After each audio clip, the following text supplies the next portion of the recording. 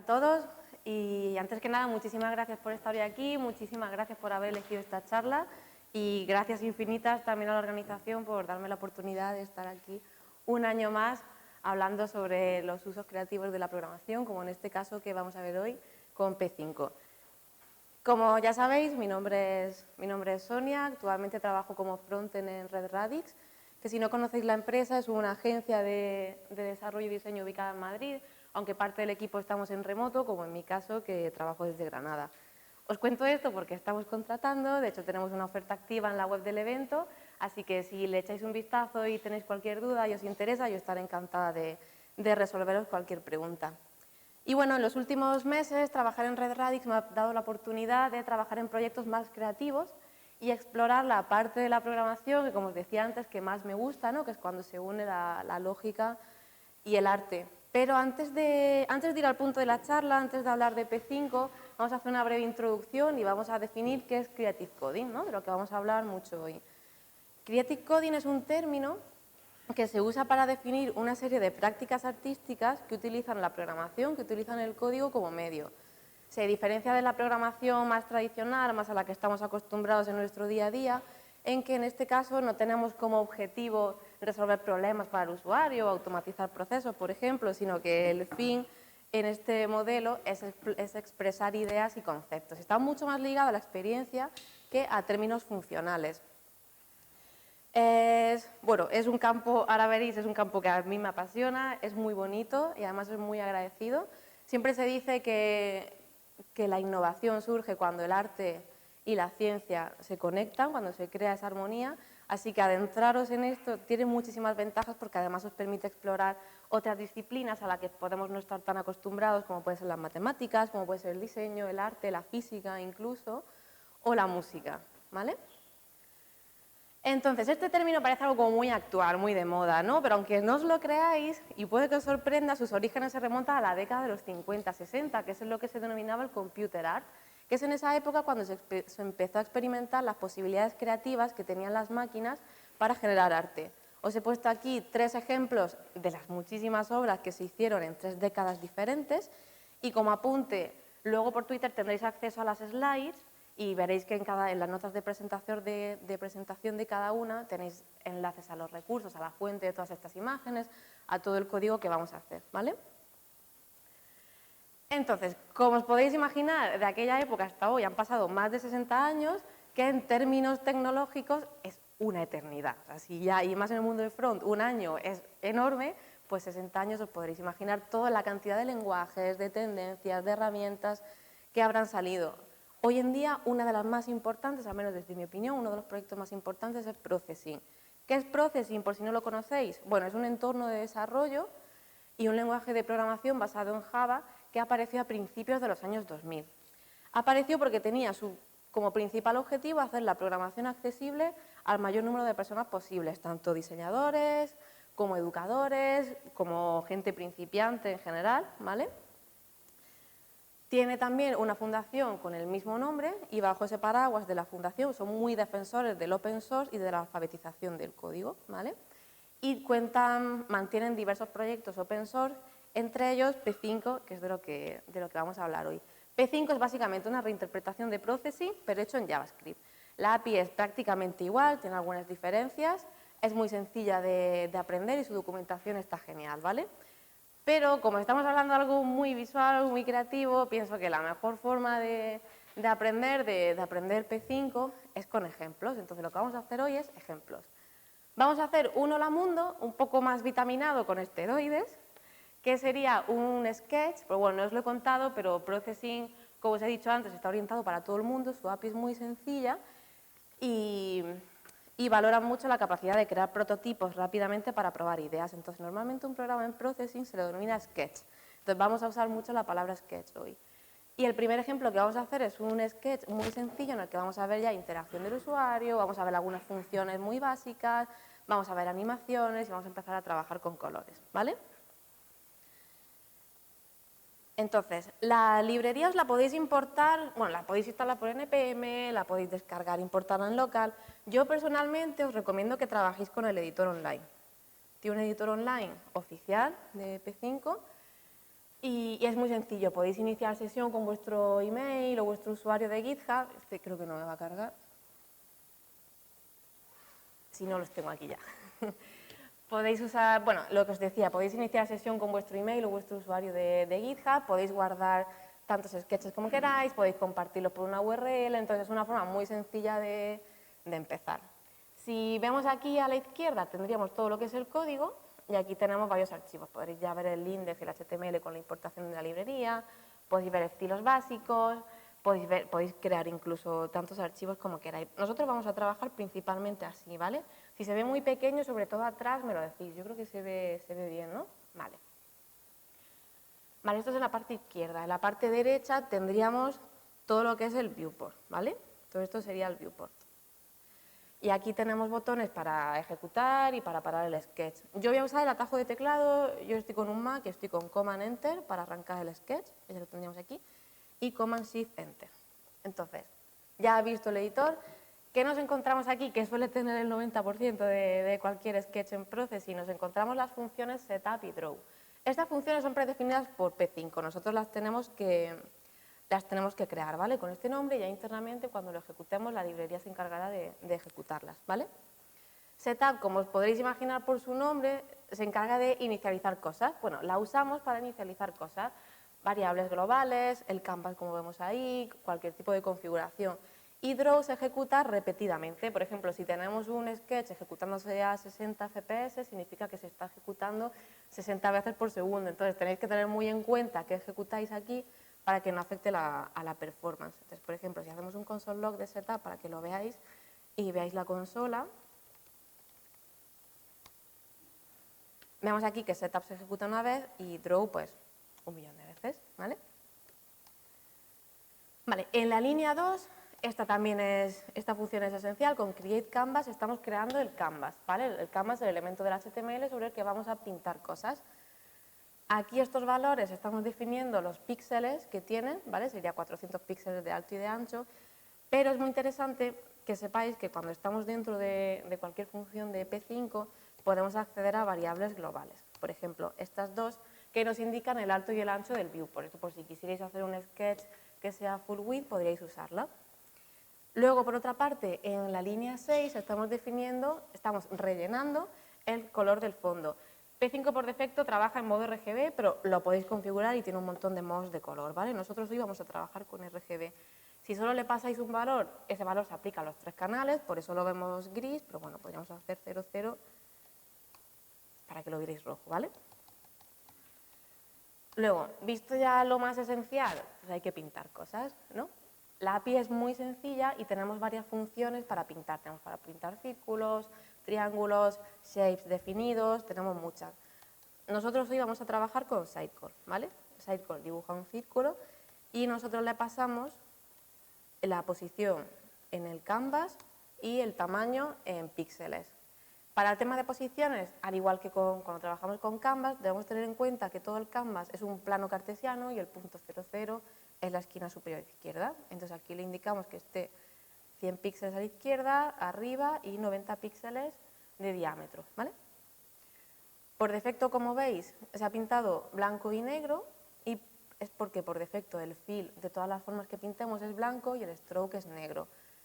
A la hora de cambiar colores tenemos que pensar como si estuviéramos trabajando en un programa, con un programa para dibujar, ¿vale? Como si estuviéramos dibujándolo con Illustrator, con Photoshop, en el que lo hacemos todo de forma muy declarativa, muy secuencial. Cogemos un pincel, seleccionamos el color que queremos, seleccionamos el grosor, si queremos el interlineado, tenemos que configurarlo todo antes de pintar, ¿vale? Entonces aquí, por ejemplo, si quisiéramos cambiar el fill, pues sería usar la función fill, por ejemplo, si lo quisiéramos azul, y se pinta. Y todo lo que pintemos a continuación heredará esta configuración. Por ejemplo, si pintamos otro círculo en esta posición, vamos a hacerlo más pequeño, se hereda. Si queremos sobreescribirlo, lo tenemos que hacer antes. No tiene por qué ser inmediatamente antes de la línea de antes, pero sí que tiene que ser antes de pintarlo, ¿vale?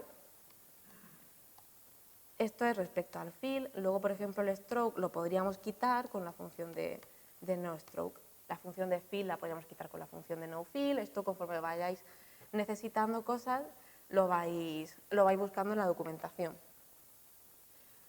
Entonces, bueno, vamos a dejarlo un poco, vamos a quitar esto.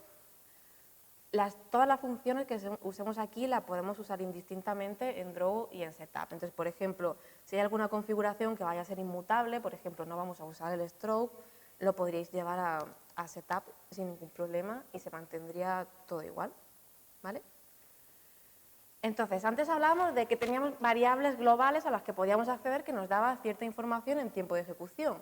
Esta nos indicaba el alto y el ancho de la pantalla, hay otra que veremos ahora que nos indica el alto y el ancho del canvas, pero luego hay otras muy interesantes que ya son las que nos dan mucho juego, que nos indican la posición del cursor en todo momento. Entonces, si asociamos la posición del cursor a la posición del círculo, ya veríamos algo totalmente interactivo, sin listeners y sin nada, ¿vale? Muy sencillo. Este es el Hola Mundo de P5, ¿vale? Esto es como lo más sencillo y lo más vistoso por lo que se puede empezar a hacer cosas.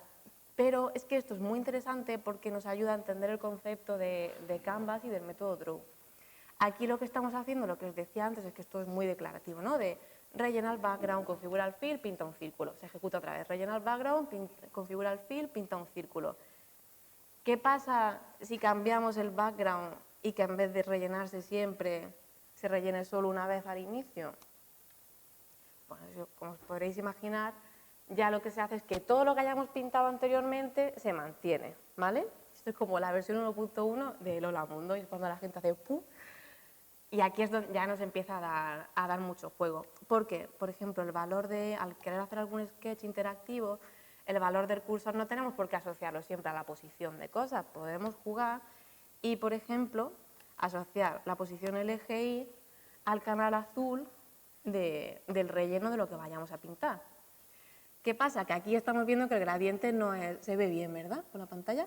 Estamos viendo que el gradiente no es uniforme, sino que ya el valor azul en todo este área ya es prácticamente igual. ¿Esto por qué es?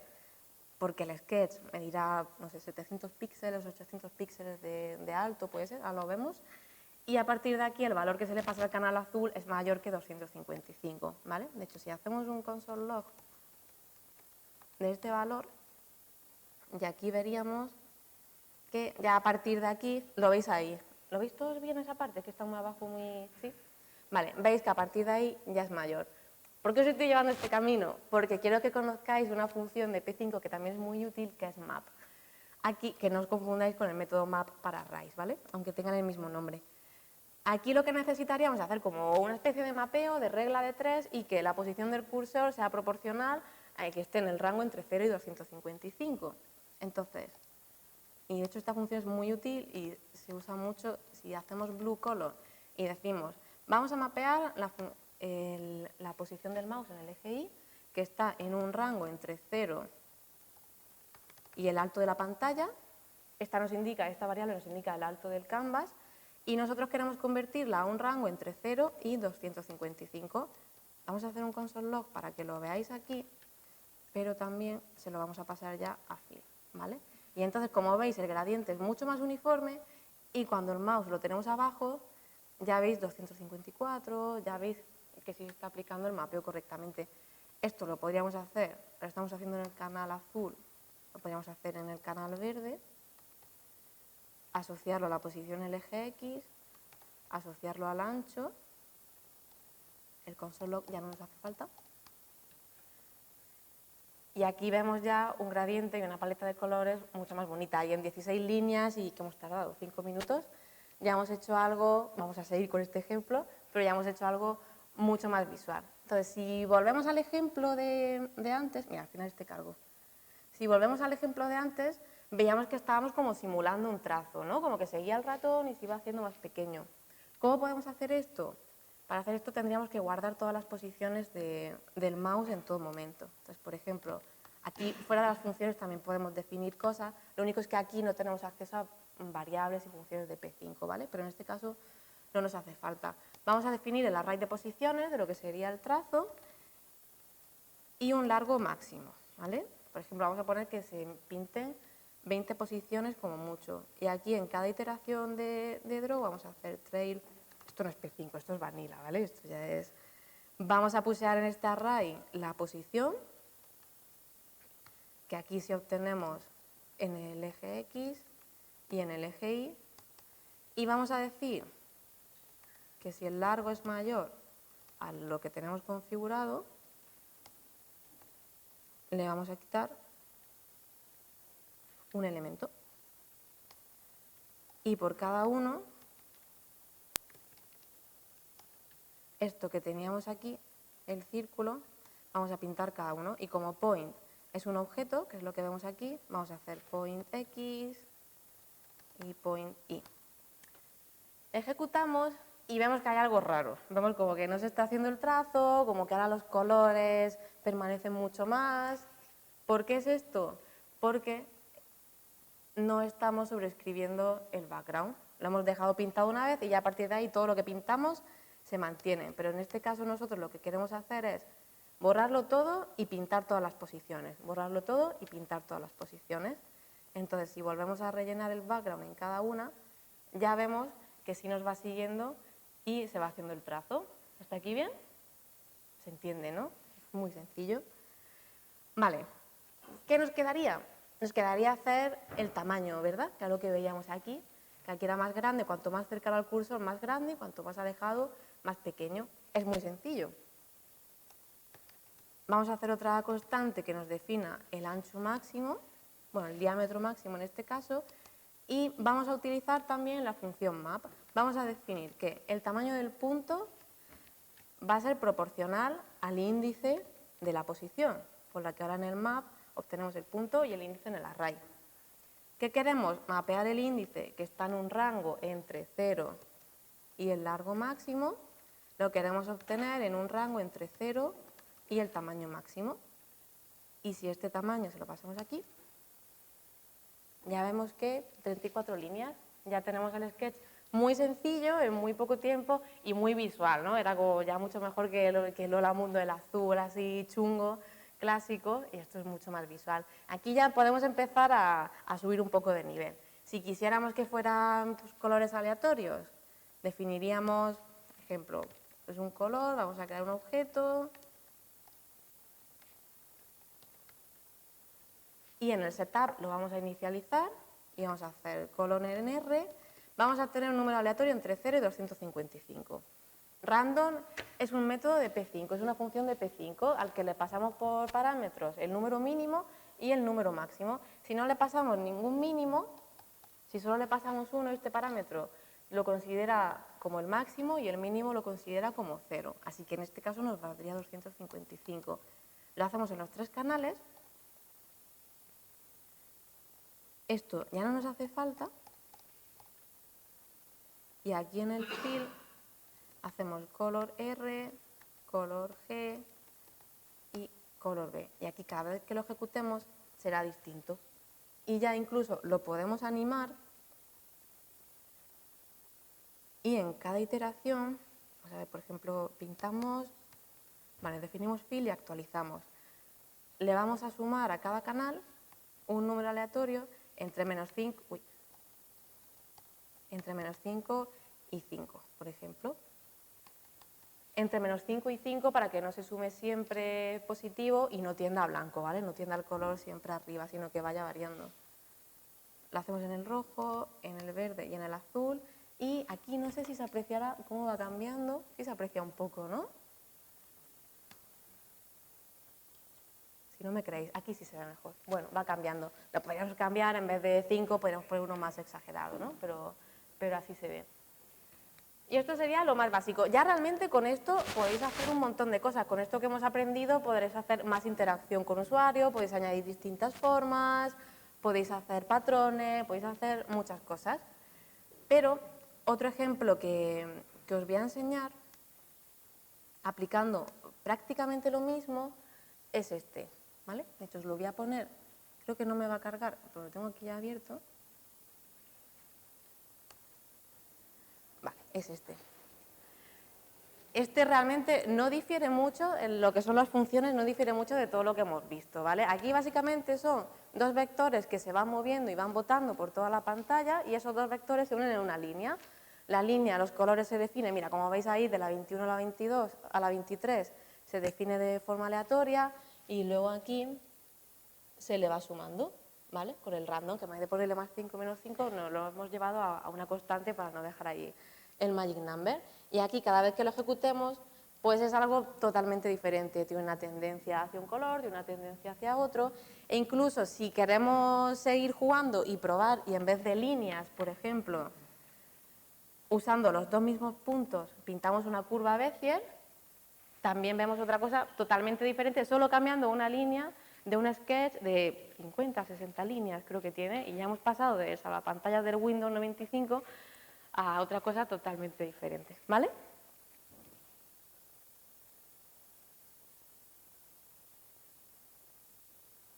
Bueno, vamos a seguir. Vale. Vamos a ir a la segunda parte de la charla, vamos a subir como 20 pasos de dificultad, porque aquí realmente quiero que veáis todo el potencial, lo que estábamos viendo ahora como muy sencillo, muchas formas geométricas, muchos colores, pero quiero que de verdad conozcáis a mí personalmente lo que me enamoró del Creative Coding, ¿vale? Que es el arte generativo. En el ejemplo que vimos antes, en el último que os he enseñado de las líneas, hemos visto que hemos añadido un carácter de aleatoriedad, tanto la velocidad de los vectores como los colores, entonces cada vez que lo ejecutábamos era muy diferente, ¿vale? Y esta es la esencia del arte generativo. Y esto es realmente lo bonito de todo esto, que ejecutes algo y realmente no sepas el resultado, sino que tú indiques como las guías básicas de lo que quieres construir y luego te sorprendas. Entonces existe una corriente dentro del arte generativo que combina elementos de la naturaleza o patrones que nos encontramos en la naturaleza con la programación para crear simulaciones en software. Para esto, bueno, esto es para hacer como obras más orgánicas como esto que vemos aquí, ¿no? Que parecen como células, y eso está hecho en processing, ¿vale? Vemos como células, eso es como muy orgánico. Entonces, para crear algo así, yo desde hace un tiempo estuve investigando sobre el noise, sobre el ruido, todo este tipo de algoritmos para generar noise. Veis que vemos también aquí otra forma como muy orgánica, ¿no? Para construir esto, los generadores de números aleatorios a los que estamos acostumbrados, como los que vimos antes para generar números, o el random que usamos en Vanilla también, no nos sirven porque su resultado es muy regular. Aquí vemos un gráfico de generación de números aleatorios puros o semipuros a lo largo del tiempo, ¿no? Si seleccionáis cualquier punto y seleccionáis un punto vecino, no tiene nada que ver, cada uno es una movida totalmente diferente, ¿no? Entonces, cuando queramos simular algo mucho más natural, no nos sirve. Ken Perlin es un matemático e ingeniero que fue consciente de este problema cuando en los años 80 trabajaba en la película Tron. Su principal objetivo en la película, su principal trabajo, era hacer un algoritmo que permitiera crear texturas más realistas para simular patrones, por ejemplo, como el de la madera que vemos aquí, como el suelo, como del mármol, el agua. Y entonces él desarrolló un algoritmo que luego recibió muchísimos premios, es todo un referente hoy en día, sobre todo en toda esta parte más de arte generativo y computacional, desarrolló un algoritmo para generar números aleatorios de una forma mucho más suave. Si os acordáis del gráfico que veíamos antes, este sería el mismo gráfico, pero una generación de números aleatorios usando el algoritmo que él creó, al que se denominó Perlin Noise, le puso su nombre al algoritmo. Aquí, por ejemplo, si seleccionáramos cualquier punto, imaginaros que este es 10 y seleccionamos un punto vecino, a lo mejor es 10,10 o 9,8, no tiene como relación, no es aleatoriedad pura, sino que se dice que los valores son semidependientes al resto. Esto parece un poco raro, pero ahora lo vamos a ver en código. Para generar esto, en P5 tenemos la función noise, ¿vale? A la función noise, a diferencia de random, a random le pasamos un valor mínimo y máximo, pero a noise le pasamos unas coordenadas, puede ser 1, 2 o 3, porque se pueden generar números aleatorios en hasta 3 dimensiones con este algoritmo. Le pasamos una coordenada de una serie de valores precomputados antes de ejecutar el sketch, ¿vale? Como son semidependientes, se tienen que precomputar en cada sketch. En cada ejecución es diferente, ¿vale? Luego, de hecho, si os gustan mucho las matemáticas, existen muchos papers porque el concepto matemático es muy interesante y daría para un taller entero, y es muy complejo. Podéis encontrar muchos papers en internet o vídeos donde se explica más la parte matemática de las octavas, de cómo se ejecutan estos números. Pero bueno, volviendo a P5, le pasamos el valor del conjunto precomputado, imaginad que estos son todos los valores precomputados, y si le pasamos el offset en el eje X obtendríamos este número. Esto lo vamos a ver mejor en un ejemplo. Y a ver si me carga aquí.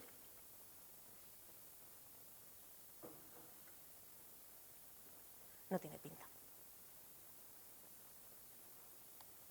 Vale, este es el mismo gráfico que hemos visto, ¿vale? Una captura. Aquí si lo ejecutamos vemos que en cada iteración es totalmente diferente. ¿Cuál es la magia de esto? ¿Qué estamos haciendo en este gráfico? Estamos obteniendo todos los píxeles en el eje X, ¿vale? En el eje horizontal. Y por cada píxel estamos calculando el valor del noise. Esta función sí devuelve un número entre 0 y 1, ¿vale? Lo multiplicamos por el alto del canvas para hacer el gráfico. Ya lo podéis usar como queráis. Entonces, os lo obtenemos y le sumamos un incremento. O sea, estamos diciendo que queremos el valor en la coordenada 1, en la coordenada 2, en la coordenada 3, en la coordenada 4 y para generar esta secuencia. Por lo que cuanto mayor sea el incremento, en este caso es 0,07, pero cuanto menor sea, estamos, por decirlo de alguna forma, estamos obteniendo un rango menor, los números son más dependientes entre sí, entre comillas, y los números, el gráfico será mucho más suave. Si, por ejemplo, hacemos un valor muy exagerado, pues el gráfico es más parecido porque estamos representando una cantidad enorme de números precomputados en un espacio muy pequeño, por eso parece que no tiene tanto sentido. Eso es muy bueno porque ya podéis ir jugando vosotros como queráis a la hora de hacer un sketch, si lo queréis como con más ruido, entre comillas, o con menos ruido. Esto es una aplicación a una dimensión. Vamos a ver las tres hoy. Esto es una aplicación a una dimensión. Esto se puede aplicar a varias. Aquí, cuando lo aplicamos a 2 dimensiones, es cuando se empieza a ver más el potencial que tiene esto y realmente el objetivo con el que se creó. Si nos pasamos a 2 dimensiones, tendríamos, en vez de un gráfico lineal, tendríamos un conjunto de valores, tendríamos una matriz de valores. Le pasaríamos otro parámetro, el offset en el eje Y, y obtendríamos pues, un valor dentro de esta matriz. Vamos a verlo con un ejemplo también.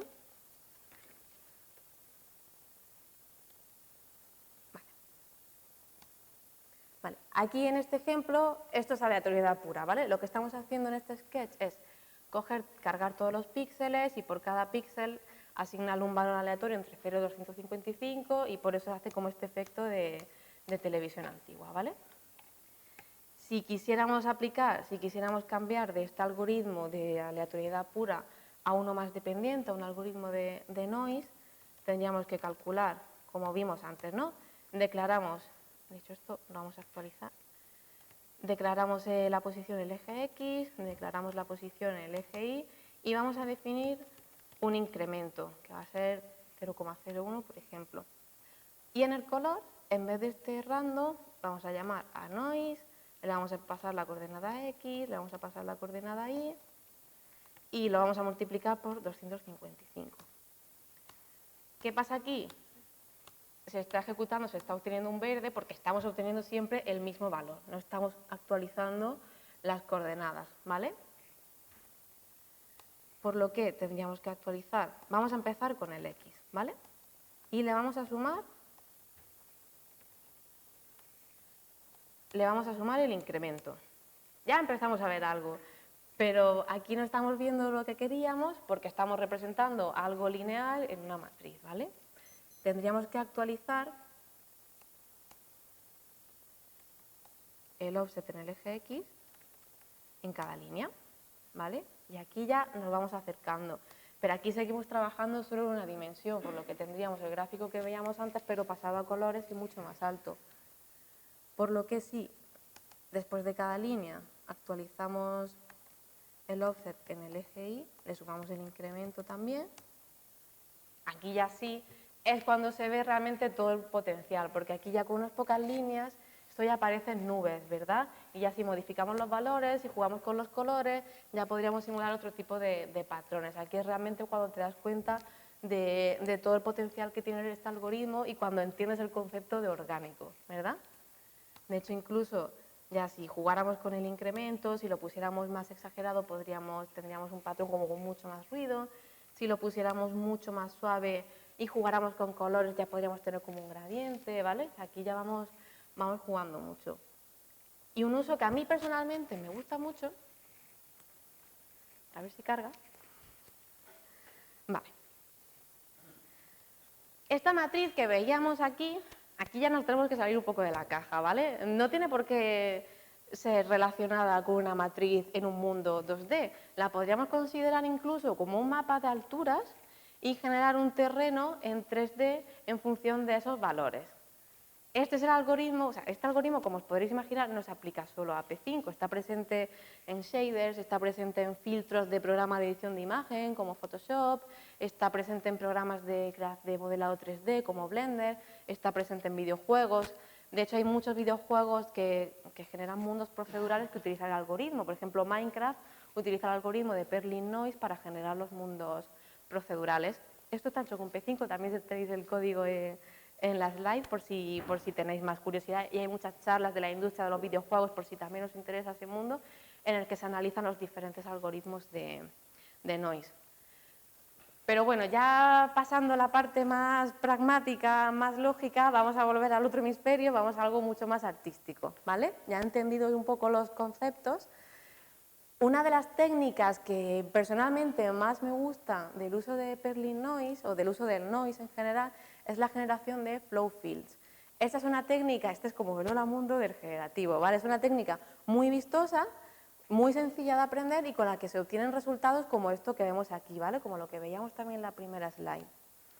Entonces, os voy a enseñar el código. Aquí realmente quiero que os centréis más en el resultado final, en el algoritmo, en lo que os voy a explicar, que en la implementación. Tenéis aquí también en la slide un vídeo de unos 30 a 40 minutos muy bueno donde se explica cómo hacer esto desde cero y habla más de los principios matemáticos, cómo ir desarrollando los vectores, cómo ir haciéndolo todo, así que vamos a centrarnos más en el resultado, que lo tenemos aquí.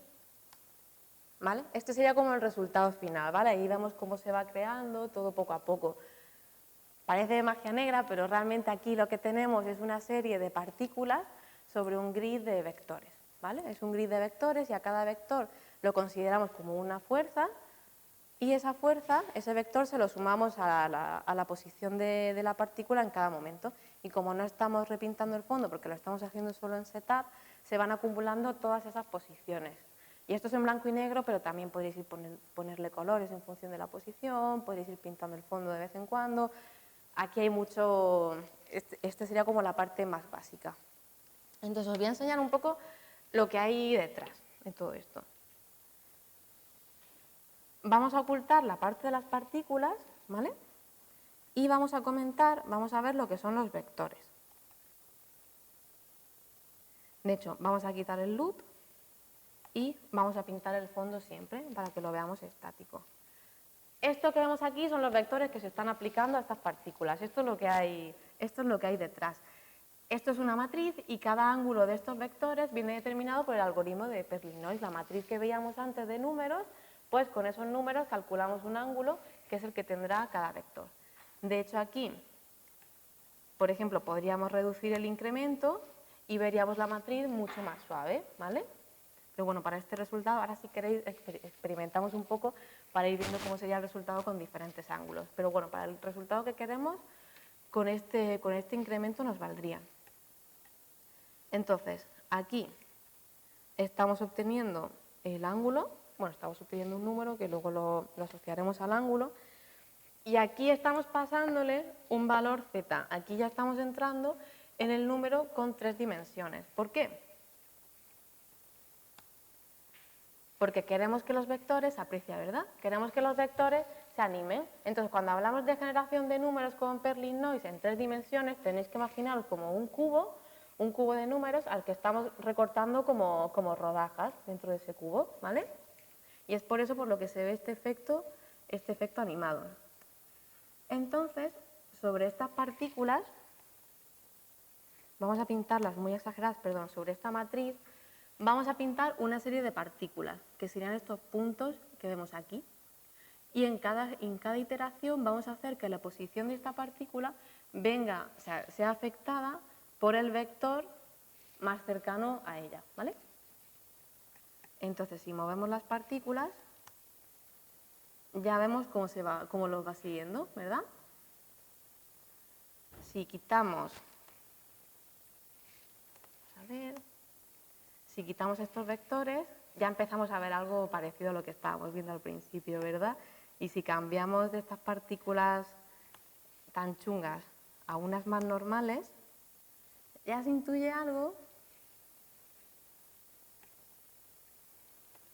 Y si no pintamos el fondo, ya vemos el resultado final, ya vemos lo que teníamos antes. Y ya, insisto, aquí podéis ya jugar mucho, por ejemplo, lo del incremento, si lo hacemos muy chiquitín, si lo hacemos muy bajo, ya tendríamos como un efecto totalmente diferente, ¿vale? Aquí ya podéis jugar mucho, incluso podéis tocar la velocidad de las partículas, el número de las partículas, los colores. Os invito a que investiguéis sobre Flowfill porque hay recursos ahí a patadas y en YouTube hay un montón de vídeos, un montón de recursos, o sea que esto es un ejemplo que a mí me gusta mucho enseñar. Puede parecer un poco abrumador al principio, pero me parece muy positivo de ver como todo el potencial de la librería, que no es todo pintar círculos que te siguen con el ratón o líneas que se pintan, sino que se pueden hacer cosas mucho más orgánicas. A ver si carga, que hoy me está dando guerra. Esa parte se ha entendido bien, ¿no? Vale. Entonces, antes de terminar, este ha sido como el segundo bloque, ya un poco más denso, pero antes de terminar, lo podéis considerar todo esto muy abrumador, pero os quiero dar una serie de recursos, por si os ha gustado, que espero que sí, para que extendáis más información y podáis empezar con esto. De lo primero que tenía que hablar, es que no podía terminar esta presentación sin hablar de este hombre, de Daniel Schiffman, es matemático, profesor de la universidad, tiene un canal de YouTube y una comunidad muy buena de Coding Train y es una de las personas que más ha contribuido a esto. No sé si habréis visto algún vídeo suyo, probablemente sí, pero es increíble. De hecho, parte de la charla, por no decir toda la charla, está basada en su trabajo y si no hubiera sido por él, por todo lo que he visto de sus vídeos, segurísimo que no estaría hoy hablando de todo esto ni habría descubierto tantas cosas geniales, porque además es una persona que transmite con muchísima pasión todo lo que hace sus vídeos muy amenos y aunque a veces toque temas muy complejos desde el punto de vista matemático, lo hace todo muy sencillo de entender. Por otra parte, tenemos The Nature of Code, os voy a recomendar dos libros, ¿vale? El primero es The Nature of Code, escrito por Daniel Schiffman. Es un libro muy pragmático, es un libro un poco denso, aunque realmente se explica muy bien, pero es muy pragmático y su principal objetivo, lo que vais a aprender con este libro es a ver los patrones que nos encontramos en nuestro mundo natural, ¿vale? En la naturaleza, comprenderlos y tratar de reproducirlos con experiencias de software, ¿vale? Los ejemplos están hechos en Processing, pero realmente todo lo que aprendáis lo podéis aplicar a cualquier tecnología, ¿vale? El contenido está totalmente gratuito en su página web, podéis acceder a todo el contenido del libro. Tiene también una serie de vídeos en YouTube que lo podéis ir viendo, compaginándolos con los capítulos del vídeo. Y si no, podéis comprar la edición física, que además está autoeditada por él, y así contribuís un poco a todo lo que hace, ¿vale? Y por la otra parte, por un lado muchísimo más artístico, tenemos Generative Design en su edición de P5, luego hay una anterior de Processing. Este es un libro muy visual, también trata aspectos técnicos, pero es principalmente visual y está genial para tenerlo en la estantería, para leerlo, releerlo, ver todos los ejemplos, es muy bueno. Aquí he sido muy clásica, son los dos libros que se recomiendan siempre que se habla de Processing, pero es que son dos joyas, es que se lo merece. A la que empecéis con esto, los debéis tener sí o sí. Y ya por otra parte, por otros recursos, estos son enlaces, tenemos el primero, es una página de Notion muy buena en la que analizan todas las técnicas de Creative Coding, todos los algoritmos, no solo de Processing, vais a encontrar una infinidad de tecnologías, pero está genial, esta página es muy recomendable. Luego Creative Code News, de uno de los creadores del anterior, lanza como un boletín semanal que lo publica en Notion, así que podéis seguirle por Twitter para estar al tanto de las publicaciones. Y hace un recopilatorio pues, de obras, de tutoriales, herramientas destacadas de la semana, así que está muy bien, la lectura es muy amena. Y por otra parte, Open Processing también esencial. Open Processing es una plataforma que mezcla todo lo bueno que hemos visto antes con el editor online de P5, pero añadiéndole un factor mucho más visual y mucho más social. Aquí podéis seguir a usuarios, podéis ver las tendencias, podéis buscar, podéis forkear sus obras, mucho más visual y mucho más interactivo. De hecho, vamos bien de tiempo, ¿verdad? Nos quedan... Os voy a enseñar la primera.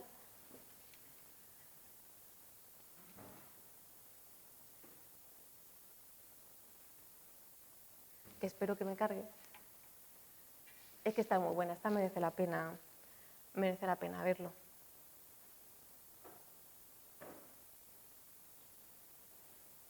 ¿O no? Lo dejo ahí, si carga, luego cuando terminemos os la enseño, porque tampoco os quiero hacer aquí esperar un buen rato. Disculpad, ¿eh? Así que nada más, esto es todo lo que tenía que contaros. Espero que os haya gustado, espero que os haya inspirado, que no os haya parecido muy abrumador. Tenemos todavía un rato de preguntas, pero de todas formas, si tenéis cualquier otra que os quedéis con ganas de hacer hoy, voy a estar todo el fin de semana por el evento, así que yo estaré encantada de resolver cualquier duda. Así que muchas gracias. No me ha cargado, ¿eh?